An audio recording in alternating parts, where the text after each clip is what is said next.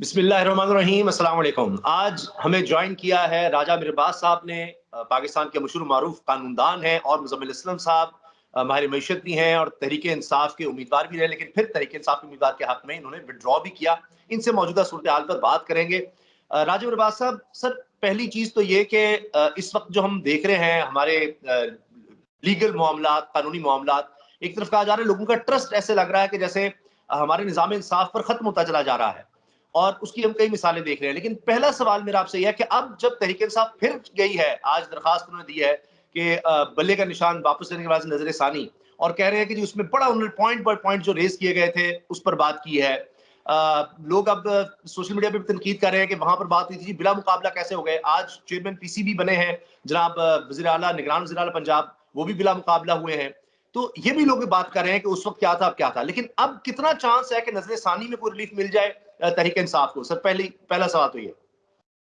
देखिए, मैं समझता हूं कि रिव्यू का स्कोप बड़ा लिमिटेड होता है और रिव्यू में ऑल्दो अगर हम उस जजमेंट को देखें तो उसको ब्लास्ट करना कोई मुश्किल काम नहीं है। टेक्निकली उसमें इतने जजमेंट में फ्लॉज हैं कि जिसको हम कहते हैं कि floating on the service of the judgement, क्योंकि उसमें असल इशू जो से हैं वो तो इश्यूज थे कि जी आर्टिकल 17 जो सी है, एक पार्टी को एक मिनट के लिए छोड़ दें, जो अवाम के फंडामेंटल राइट्स हैं उसमें से एक फंडामेंटल राइट है कि he has the right to vote for a party of his own choice, to vote for a member of a party of his own choice. इस राइट को डिनाई कर दिया गया। करोड़ों लोगों का ये राइट था कि जी उन्होंने वोट देना था, किसको देना था, अपनी चॉइस की पार्टी को। उनका ना सिर्फ बल्ला ले लिया गया, पूरी पार्टी को ही आपने इलेक्शन के प्रोसेस से, और एक ऐसी पार्टी को कि जो कि पिछली हुकूमत की रूलिंग पार्टी थी और इस वक्त भी जो मुख्तलिफ सर्वेज आ रहे हैं उसके मुताबिक वो इस मुल्क की लीडिंग एक टॉप पे जो पार्टी जा रही है पब्लिक ओपिनियंस में, वो पार्टी है। उसको इस अदालती फैसले ने, पहले इलेक्शन कमीशन ऑफ पाकिस्तान के फैसले ने, फिर सुप्रीम कोर्ट ऑफ पाकिस्तान के डिसीजन ने उसको आउस्ट किया, उसे निकाल के बाहर फेंक दिया। उसके जो पार्टी चीफ थे उनको तो पहले ही इलेक्शन कमीशन मेहरबानी कर चुका और यही अदालतें उनको डिस्क्वालीफाई भी कर चुकी। तो ऐसी सिचुएशन में रिव्यू अगर उसी बेंच में एक आध उसमें मेंबर का इजाफा हो जाता है उसमें जाए तो आई थिंक जो डैमेज तो उन्होंने करना था वो तो किया हुआ है, लेकिन अब अगर वो उसको इस स्टेज पे वो कर देंगे अलाउ, तो उसका एक ये फायदा जरूर हमें नजर आता है कि वो जो 70 सीट्स हैं उसके लिए क्वालिफाई किया जा सकता है। और उसके अलावा ये जो फ्लोर क्रॉसिंग होनी है, हॉर्स ट्रेडिंग होनी है और मंडियां जो लगनी है उसे भी रोका जा सकता है। लेकिन क्या ये उस लंदन प्लान में शामिल हैं चीजें, तो असल तो क्वेश्चन वही है। और उस पे आके कानून भी पीछे रह जाता है, रिव्यू भी पीछे रह जाता है, हमारी लीगल ओपिनियन भी पीछे रह जाती है, एक पॉलिटिकल पार्टी का राइट भी पीछे रह जाता है, फंडामेंटल राइट्स भी पीछे रह जाते हैं, और जिस जो फोकियत चीज ले जाती है वो लंदन प्लान है। तो आई एम सॉरी टू से कि मुझे तो कोई ज्यादा स्कोप नजर नहीं आ रहा। अच्छा, अब मुज़म्मिल असलम साहब, इकोनॉमी कर लेते हैं क्योंकि आपका ये फेवरेट सब्जेक्ट भी है और मैं भी इसका कुछ तालिब इल्म हूँ, आप लोगों से सीखने की कोशिश करता हूँ। फसी मंगी साहब आप जानते होंगे, उन्होंने भी इसको शेयर किया। ब्लूमबर्ग ने गैलप को कोट किया है और गैलप सर्वे कह रहा है कि अच्छा ये गैलप वो पाकिस्तानी गैलप नहीं है, ये गालिबन इंटरनेशनल गैलप वाला मामला है, तभी इस ब्लूमबर्ग ने इसको कोट किया। तो हमारे यहाँ तो सर्वे जो है बड़े अजीब भी हो जाते हैं कि 70% of the people in Gallup poll से economy is getting worse. Almost half said it was hard to get by on present income. जो उनकी अब इस वक्त इनकम है वो कहते हैं जी आधे से ज्यादा लोग कह रहे हैं या आधे लोग कह रहे हैं कि हमारा गुजारा नहीं हो रहा। 70% लोग जो है नाउमीद है मईशत से और 7 में से 10 पाकिस्तानी यानी 70% ये लोग कह रहे हैं कि कोई फ्री एंड फेयर इलेक्शन मुल्क में नहीं हो रहे। सर इसका पाकिस्तान की मीशत और मुस्तकबिल पर कितना इम्पैक्ट है? साथ ये खबर भी आ जाए कि रिकॉर्ड निगरान हुकूमत ने कर्ज लिया है बैंकों से। तो ये मामला आप क्या देख रहे हैं, कितने बड़े चैलेंजेस हैं ये? सबसे पहले तो अस्सलाम वालेकुम उसामा भाई और राजा साहब, शुक्रिया आपने बुलाया। अच्छा, मैं अगर आप 10 सेकंड दे दें तो एक बात करना चाह रहा था, ये जो आपने राजा साहब से सवाल किया था, जी जी और वो ये था कि जो जजमेंट आई थी वो आई थी कि 14 लोगों के हकूक पे जो है शब खून मारा गया था और उनको जो है पीटीआई के इंट्रा पार्टी इलेक्शन में शमूलियत नहीं मिली थी, जिसकी वजह से जो है पूरे पाकिस्तान की आवाम जो पीटीआई को वोट देने जा रही थी उसको महरूम कर दिया। अब सवाल सिर्फ मेरा ये है, जो राजा साहब भी जवाब दीजिएगा और आप भी दीजिएगा, मैं सिर्फ एक सवाल आप लोगों से पूछ रहा हूँ। अब ये इलेक्शन का अमल शुरू हुआ, लोगों ने जो है नॉमिनेशन डाली, ये 14 लोग इस वक्त किस जमात से लड़ रहे हैं या इंडिपेंडेंट हैसियत से भी लड़ रहे कि नहीं लड़ रहे, या उनका इस वक्त इलेक्शन के अमल में क्या अमल दखल है? और अगर उनका कोई नहीं है और वो सिर्फ उन्होंने हमारे मामले को खराब करना था, तो ये भी चीज जो है सवाल उठना चाहिए कि वो 14 लोग आज पॉलिटिकली कितने एक्टिव हैं, जरा सिर्फ इतना पता करवा लिया जाए। अब रहा सवाल मईशत का, देखें उसामा भाई, अब बड़ी क्लियर सी बात है कि अब जो 76 साल के बाद पोजीशन आ गई है ना पाकिस्तान की, मैं ये समझता हूं कि ये पाकिस्तान का मुश्किल तरीन आईएमएफ का प्रोग्राम शुरू होने वाला है मार्च के बाद, और उसकी भी गारंटी नहीं होगी कि वो फौरी मार्च के बाद शुरू हो जाए, क्योंकि उसकी शराइत बहुत सख्त होंगी। इसकी एक छोटी सी एग्जांपल आपको दे देता हूं।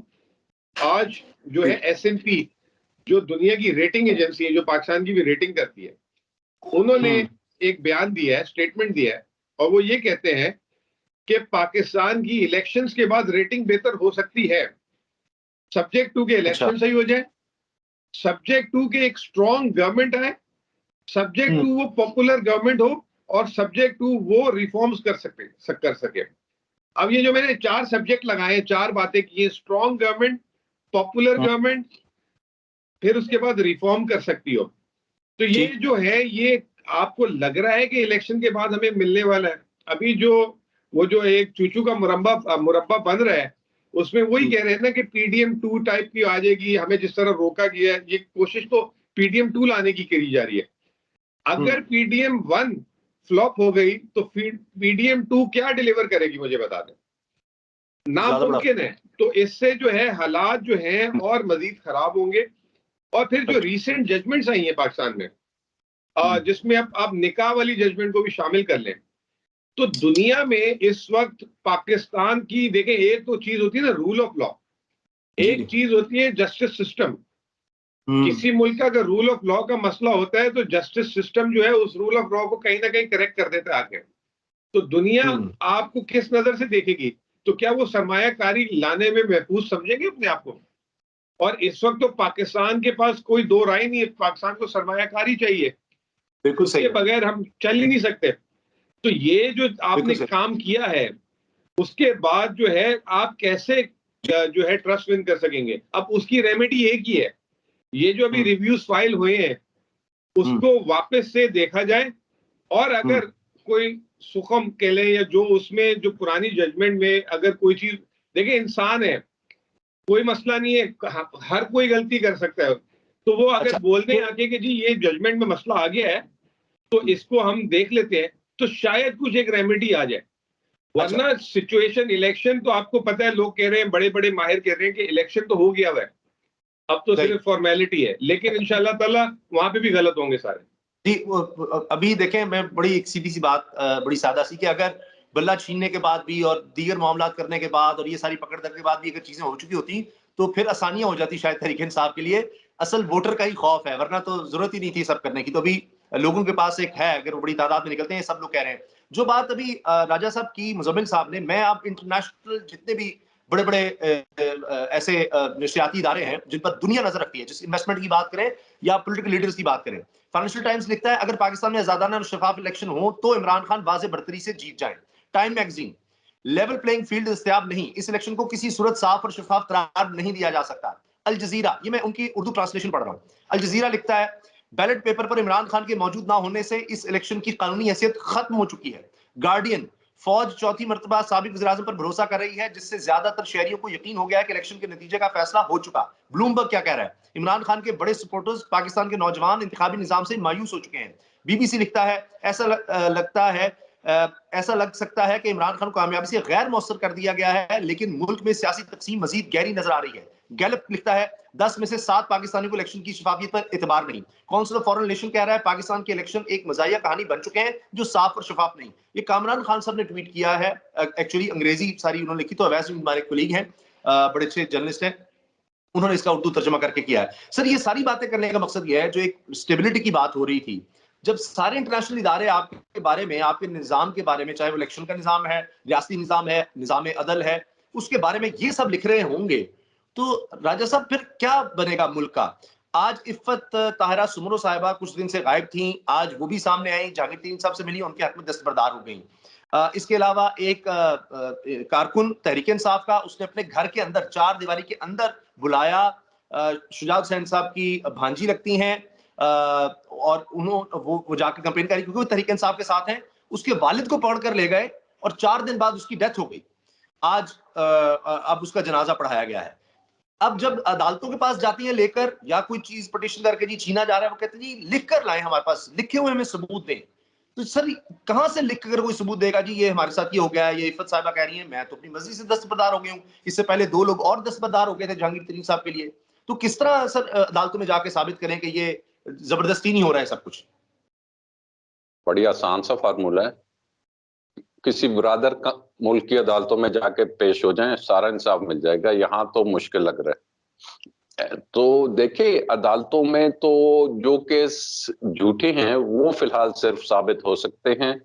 जो कोई जेन्युइन केसेस हैं, जहां पे उठाया जा रहा है, जहां पे जिसको कहते हैं ना, ऐसा एविडेंस है कि जो कि ऑक्यूलर एविडेंस है, जो कि आंखों के सामने है, जो कि नजर आ रहा है, वो एविडेंस पे अदालतें इस वक्त रिलाय नहीं कर रही, बल्कि रिलाय किया जा रहा है एविडेंस ऐसा चाहिए कि जी बंदा अगवा हो जाए, फिर उसको प्रेशर डाला जाए, फिर इस किस्म के। तो अनफॉर्चुनेटली देखिए, 3 डिकेड्स इस चीज के साथ ताल्लुक रखने के बाद लॉ और लेजिस्लेशन और अदालती निजाम और कानून, आई हैव नेवर सीन कि कभी इस किस्म के फैसले जो अभी आ रहे हैं, तो आप अगर इन फैसलों को देखते हैं तो फिर हम साथ ही ये कोई उम्मीद की या बेहतरी को हम सामने रखें कि जी नहीं, रिव्यू में ऐसे हो जाएगा।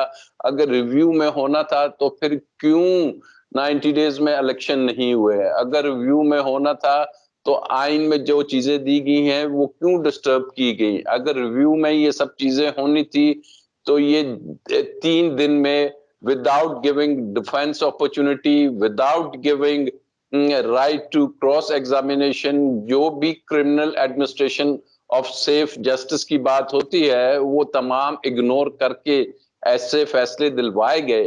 तो फिर ये रखना कि जी नहीं, अदालतें इसको दुरुस्त कर देंगी, नहीं कर पाएंगी, वो नहीं कर पा रही। आपके सामने है, जजेस रिजाइन दे रहे हैं। क्यों दे रहे हैं? मैंने तो कभी नहीं देखा कि हाई कोर्ट या सुप्रीम कोर्ट के जजेस रेजिग्नेशंस दे रहे हैं अभी। तो ये वो तमाम चीजें हैं कि जो अब आपका असल क्वेश्चन था कि जी ये जितने भी आपने इंटरनेशनल मॉनिटरिंग अदारे बताए या आपने मूडीज बताया या जो भी कोट किए कि उनकी ये ऑब्जर्वेशंस हैं, तो वो उनकी ये ऑब्जर्वेशंस क्या पाकिस्तान के लिए हैं? उनकी ये ऑब्जर्वेशंस तो वेस्ट के लिए हैं। वेस्ट इनको क्या नोट नहीं कर रहा? क्या इकोनॉमिस्ट में ये चीजें नहीं आ रही? क्या वो तो फुली रिपोर्ट कर रहे हैं, लेकिन ऑन द टॉप वो भी एक फाख्ता की तरह आराम से खामोश से, जो वेस्टर्न पावर्स जो उनका सर्कल मैटर करता है, वहां से तो हमें खामोशी आ रही है। इन जजमेंट्स पे यूनाइटेड स्टेट्स से कह दिया जाता है कि जी हमें उनके जुडिशियल जो सा सिस्टम है उस पे एतबार है। भाई आपको कैसा एतबार है कि आप अगर साउथ अमेरिकन कंट्रीज में देखते हैं तो वहां आप नहीं करते? तो दिस इज ऑल कि ये जिस तरीके से पाकिस्तान को एक कहा जाता है, एक बुक भी है कि यहाँ पे हम ना पॉलिटिकल स्टेबिलिटी अफोर्ड कर सकते हैं ना इकोनॉमिक स्टेबिलिटी। अनफॉर्चुनेटली हमारे सेन माइंड्स को अब ये चीज गौर से देखनी पड़ेगी। इसके बाद रास्ता नहीं है। सही। एमनेस्टी इंटरनेशनल ने भी आज लिखा है मुज़म्मिल इस्लाम साहब के जी फ्री एंड फेयर इलेक्शंस होने चाहिए, इंटरनेट की बंदिश नहीं होनी चाहिए, इस पर वो कंसर्न शो कर रहे हैं। आज अमेरिका के तर्जुमान की तरफ से भी आया जी हम चीजों को मॉनिटर कर रहे हैं, क्लोजली कर रहे हैं। लेकिन राजा साहब की बात ठीक है कि उनको तो इससे इतना फर्क नहीं पड़ता, उनके इंटरेस्ट शायद और होंगे। लेकिन क्या वजह है कि हमने देखा बल्ला छीन लिया, आपकी आज हेल्पलाइन है वो भी बंद हो गई कि लोगों को अवेयर करने के लिए। वेबसाइट है वो बंद है, जल्द से नहीं कर सकते। पैसा, दौलत, आज इश्तिहार आप देखें, सारे अखबारात, मतलब सारा मीडिया जो है वो देख लीजिए, पूरे के पूरे अखबार के इश्तिहार, टेलीविजन के इश्तिहार, तो आप इससे इनकार नहीं कर सकते कि जो ओनर होंगे उनका रुझान किस तरफ होगा। जब वो लिख रहे हैं, साफ़ी तौर पर लिख रहे हैं कि जी वज़ीर-ए-आज़म मियां नवाज शरीफ साहब, तो ये सब कुछ हो रहा है। तो क्या चीज़ है जो आपको ड्राइव करके चली जा रही है? इसके बावजूद अभी तक लोगों की पकड़-दकड़ या नहीं होने दिया जा रहा, तो बल्ला छीन लेना काफ़ी था शायद। तो क्या चीज़ है जो 8 फरवरी में अभी भी इतना खौफ पैदा हुआ हुआ है कि अभी भी गिरफ्तार करो, अभी भी कोई रास्ता नहीं निकल आए? तो ये आपकी नज़र में क्या ऐसा है तहरीक-ए-इंसाफ को? इमरान खान साहब अंदर हैं, दूसरी टीयरशिप भी अंदर है, तो इस तरह की जमात के साथ नहीं हुआ। फिर भी 8 फरवरी तक ऐसा क्या किया जा रहा है? आपकी स्ट्रेंथ ऐसी क्या आ गई है जिसकी वजह से आपको ये सब मसाइल सहने पड़ रहे हैं? देखिए, सबसे पहले तो ये जो लोधरा वाली एग्जांपल दे रहे हैं आप, तो अब वो अगवा तरीन हो गए वो, ठीक है ना? तो अब वो जो है उसमें हम अभी जो है बहुत जल्द आज ही सब्स्टिट्यूट का ऐलान कर देंगे। तो हमने फील्ड तो ओपन छोड़नी नहीं है, ठीक है ना? 266 में से हमने 260 कैंडिडेट खड़े किए और 260 उस दिन लड़ेंगे। फिर एक चीज हमने जो है, ये जिन आपने अखबारात का जिक्र किया, इन अखबारात ने खास तौर पे तहरीक इंसाफ की रेजिलियंस की भी बात की है। और उन्होंने कहा कि जिस तरीके से इनकी जो सोशल मीडिया टीम और जिस तरीके से इन्होंने अपने आप को ग्रुपिंग की है, उसकी मिसाल नहीं मिलती। और जिस क्रिएटिविटी से की है, उसमें एक चीज का क्रेडिट तो ये कि तहरीक इंसाफ आगे आगे, बाकी सब पीछे पीछे। तो एक हम चीज करते हैं, वो रात को जो है हमें पता होता है कि ये 4 घंटे, 6 घंटे, 8 घंटे से ज्यादा नहीं चलेगी। तो बाय द टाइम वो उस पर सोच के कुछ कर रहे होते हैं, हम एक नई चीज तख्लीक कर चुके होते हैं। तो हमने जो है एक, जिसे कहते हैं, वर्चुअल जलसे भी कर दिए, आर्टिफिशियल इंटेलिजेंस से इमरान खान का खिताब भी करवा दिया, ठीक है ना? हमने सारे मतलब वाहिद जमात है जो इस वक्त मेरे ख्याल से 250 सिंबल से लड़ रही है इलेक्शन, 250 सिंबल से, और उस पे भी हम खुश हैं, उस पे भी हमने इन पे तबाही फेरी हुई है। तो आप अंदाजा लगा लें कि अगर नॉर्मल हालात होते तो शायद ये इन सारों का आखिरी इलेक्शन होता। और मैं अभी भी उम्मीद करता हूं कि ये इन सारों का आखिरी इलेक्शन है। आज ही का एक स्टैटिस्टिक्स आपको बता देता हूं कि 51% तहरीक इंसाफ के जो उम्मीदवार हैं वो फर्स्ट टाइमर है, फर्स्ट टाइम इलेक्शन लड़ने जा रहे हैं। जो नंबर में बनते हैं 444 सूबाई और ये मिलाकर, और बाकी जमातों के 5% एवरेज जो है नए चेहरे हैं, बाकी 95% हुआ है। तो ये जो 95% को अगर जिताकर आपने लाना है, तो वही होना है जो आज से 76 साल पहले से हो रहा है। तो अभी तक ये जमातें जो है ये भी नहीं सीख सकी, और वही तरीके मोटरवे कभी सर के ऊपर से बना रहे हैं, कभी कान के नीचे से बना रहे हैं, कभी हवाई अड्डे बना रहे हैं, अभी तक जो मुफ्त बिजली बांट रहे हैं, ये उस दुनिया से ही नहीं निकल पा रहे।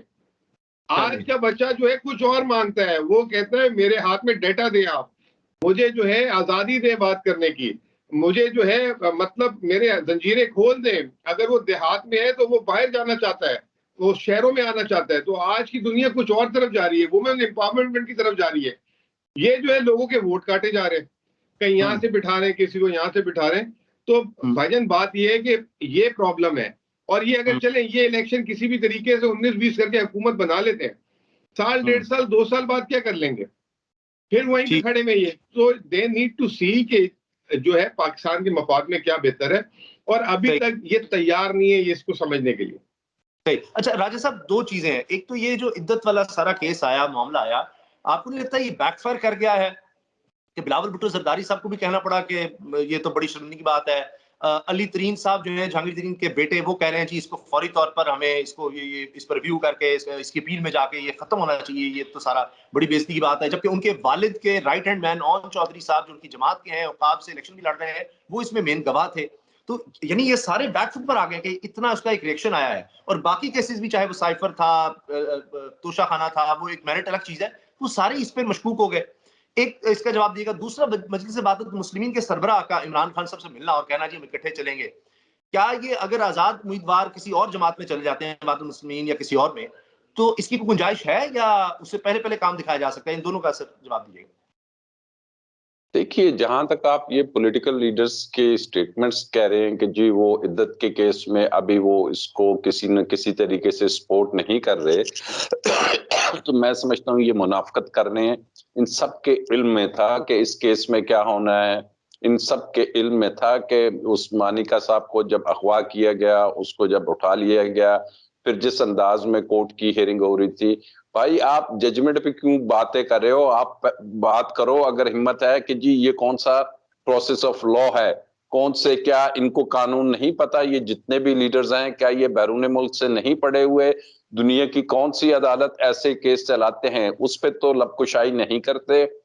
हाँ जी, एक थोड़ा सा पॉपुलर स्टांस लेना है कि जी किसी तरीके से हम ये फेमिनिस्ट जो मोमेंट्स हैं इनको भी हम दुनिया में खुश रखना है, तो ये अपना उस चैनल को देख रहे हैं, अदरवाइज इनकी कोई, इट्स टोटल हिपोक्रेसी। सॉरी। और अब दूसरा बात आपका कि जी अगर आज जब वहदतुल मुस्लिमीन मिली है, ऑब्वियसली इट्स वो शुरू से लेके अभी तक इमरान खान साहब का साथ निभा रहे हैं, और वो जब आएंगे इलेक्शंस में तो उनके वोट्स भी मिलेंगे पीटीआई के कैंडिडेट्स को। बट अगेन देखिए, ये जो इलेक्शन की साइंस है ना, वो साइंस की भी कुछ डिमांड्स हैं। अब लास्ट डे है, इलाके में बहुत कुछ हो चुका होता है, ग्राउंड पे अगर आप देखें तो जो इलेक्शनिंग एक प्रोसेस है, हम उससे टोटली अपनी आंखें बंद नहीं कर सकते। हमारा शहरी हलकों को तो छोड़ दीजिए, जो दही एरिया है वहां पे इलेक्शन का एक पूरा ट्रेंड चलता है, एक सिस्टम चलता है, तो उसमें सब में इन्होंने बांध के रख दिया है पीटीआई को। तो मैं समझता हूं कि ये नुकसान होगा, और यही वो फैक्टर्स होंगे कि जिसकी बुनियाद पे ये तमाम चीजें एक्सेप्टेबल नहीं होंगी। हम 3-4 दिन बाद देख लें, जो भी रिजल्ट्स ये लेके आते हैं, इनका रिजल्ट तो हौच पौच ही होगा कि जी 8 उसके, 10 उसके, 20 उसके, एक बाप का, एक आईपीपी का, चले जी मिलाया और ले आए। बट अगेन बात वही है कि ये पॉलिटिकल स्टेबिलिटी नहीं होगी, और वहदतुल मुस्लिमीन के प्लेटफॉर्म पे कोई ज्वाइन तो नहीं कर सकते। पीटीआई के जो आजाद अरकान हैं, they would obviously not join Wahdatul Muslimeen, और वो फिर उसी प्रेशर में आएंगे, उसी मार्केट लगेगी, और उसमें बहुत से ऐसे लोग हैं कि जो कि पीटीआई से काफी देर से वाबस्ता नहीं है, न्यू इनकमर्स हैं जो अभी आए हैं, मेजॉरिटी उसमें काफी सारी ऐसी है। तो इनको कंट्रोल करना, it's not a simple thing कि जी आप आसानी से कंट्रोल करेंगे। ये आपको नजर आएगा कि वंस जब जीतेंगे तो फिर इनको गर्दनों में भी सरिये होंगे, और इनको रोकना, मैं समझता हूं, I may be wrong, it would be a very difficult task. अच्छा, अब तक मुज़म्मिल इस्लाम बहुत पार्टी तोड़ी भी गई, सब कुछ किया गया, उससे हमने देखा पिछले 2 साल में मकबूलियत में कोई कमी नहीं आई। अगर ये जो भी प्लानिंग हुई है, अगर ये हो भी जाता है लेट्स सपोज, तो उसके बाद भी हम ये देखेंगे कि हिस्ट्री तो हमें ही बताती है, रिसेंट हिस्ट्री, कि वो तो आगे काम बढ़ा है, मकबूलियत बढ़ी। चाहे वो अभी मिसाल लेते हैं इद्दत केस की, उससे पहले बल्ले का निशान की ले लें, तो वो ग्राफ बढ़ता रहा है। तो जब इतनी एक जमात कहीं पॉपुलर हो जाएगी, तो उसको अगर आप बाहर रखेंगे तो एक तो वो मुश्किलात होंगी, वो तो बाद की बात है। अगर टर्नआउट सिर्फ ज्यादा हो जाता है, मेरा लास्ट क्वेश्चन है आपसे, टर्नआउट अगर बहुत ज्यादा हो जाता है, तो अब आप भी इलेक्शन प्रोसेस को देख रहे हैं, समझ रहे हैं, तो फिर कितना मुश्किल हो जाता है कि उसको आप अपनी सोच के मुताबिक मैनेज कर सकेंगे, जो आपने फैसले किए हैं उस तरह हो जाएगा। देखिए, बात यह कि जो टर्नआउट है वो गेम चेंजर होगा, और टर्नआउट आई एम श्योर कि इस दफा बहुत ज्यादा होगा। आपको मैं मिसाल दे देता हूं कि जुलाई 2022 में जब पंजाब की 20 सीटों पे इलेक्शन हुआ था, तो मुस्लिम लीग नून का ख्याल था कि वो 15 से 17 सीटें जीत रही है, और उसके बरक्स हुआ, 15 सीटें पीटीआई जीती और 2 सीटें जो है नून लीग को मिली टोटल। तो उसमें जो एक चीज, जो गेम चेंजिंग फैक्टर था, इन लोगों के जहन में यह था कि 35 से 40% वोटर टर्नआउट होगा, और जो है उसमें जो है इन लोगों ने, क्योंकि वोट भी तब्दील किए होते हैं, काफी हल्कों के आगे पीछे चेंज हुए थे, एक घर के 6-6 वोट अलग आगे पीछे होते हैं, तो आपने भी सुने होंगे कोई ना कोई ऐसी मिसालें, ठीक है ना। तो वो जो है इस गलत फहमी में जब ये गए, तो वोटर टर्नआउट बढ़ गया, 55 से 60% आ गया, और उसमें मेजोरिटी औरतें और बच्चे थे। तो वो हमने 20-20, 30-30 हजार की लीड से बाई इलेक्शन जीता था। तो अगर कोई ये समझ रहे हैं कि ये जो सारे जो केसेस उल्टे सीधे करके, खान को सजा देकर, इद्दत का और ये वो करके, मायूस करके, और एक और नई मायूसी के आजाद जीत गए, तो वो कहीं आगे पीछे चले जाएंगे। अभी तो पहली लोगों की जिद ये है कि पीडीएम को जीतने नहीं देना, बाकी वो जीत के क्या होता है क्या नहीं होता उसमें हम भी कोशिश तो करेंगे, हम ऐसे तो नहीं जाने देंगे, लेकिन अभी पहला हदफ है 8 फरवरी का नतीजा कि इनको हराना है। वो हदफ हासिल करना ही साइकोलॉजिकली बहुत बड़ी विक्ट्री हो जाएगी। उसके बाद ये मंडी और चोर बाजारी है ना, फिर उसके लिए भी काउंटर स्ट्रेटजीज आएंगी ना, उसकी क्या एक्सेप्टेबिलिटी होगी दुनिया में, या किस मुंह से वजीर आजम बनाएंगे। तो ये तमाम चीजें हम 9 के बाद उसको देख लेंगे, पहले तो 8 को चित करना है। मैं थोड़ा सा बता दूं सर, वो आप देख लें जो लोग भी छोड़कर गए, राजा रियाज साहब जो हैं वो दस्तबरदार हो गए इलेक्शन से ही। इसके अलावा नुमान लंगड़ियाल साहब थे, वो भी गए। वज़ीर आला, साबिक वज़ीर आला आप देखिए उस्मान बुज़दार साहब, जबकि उन्होंने कहा जाता है बड़ी डेवलपमेंट कराई, बड़ा कुछ किया, वो भी इलेक्शन से गए। फरूख हबीब साहब, वो भी इलेक्शन से गए। तो ये एक हम लोगों में रिएक्शन देख रहे हैं, और जितना भी आगे अगर इस तरह का किया जाता है तो रिएक्शन आएगा। और वो फिर बात है कि आगे का क्या होगा, क्या दोबारा उन्होंने सियासत में नहीं रहना, दोबारा इलेक्शन नहीं लड़ना, एक अलग कहानी है। राजा साहब, यही सवाल लास्ट क्वेश्चन आपसे सर, कि टर्न आउट अगर बहुत ज्यादा हो जाता है, कुछ तो वजह है कि ये सब कुछ तोड़ना, ये सब करना पड़ रहा है, बल्कि इलेक्शन छीनना पड़ रहा है, व्हाट अबाउट दैट फैक्टर कि जिससे सब एक खौफजदा बैठे हैं कि लोग अगर निकल आए, लोग आ गए, वोट डाल दिया, तो सर उससे फर्क पड़ सकता है राजा साहब? बिल्कुल यकीनी तौर पे पड़ सकता है। टर्नआउट मींस के ये वो वाला टर्नआउट नहीं है जो पहले के इलेक्शंस में होता था। इसमें टर्नआउट जो बढ़ेगा वो आपके यंगस्टर्स का बढ़ेगा, और यंगस्टर्स अलाउ नहीं करेंगे कि फिर उनके साथ इस किस्म का खेल किया जाए कि वो अंदर वोट किसी और को दे के आए हैं और रिजल्ट कुछ और निकल आया है।